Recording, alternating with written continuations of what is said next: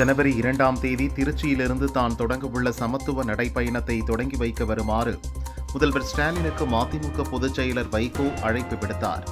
முதல்வரும் ஏற்றுக்கொண்டதாக வைகோ தெரிவித்தார். தேர்தலில் பணப்பட்டுவாடா தொடர்பான வழக்கில் நீதிமன்றத்தில் ஆஜராக 20க்கும் மேற்பட்ட வக்கீல்கள் புடைசூழ வந்த திமுக எம்பி கதிர் ஆனந்தை நீதிபதி கண்டித்தார்.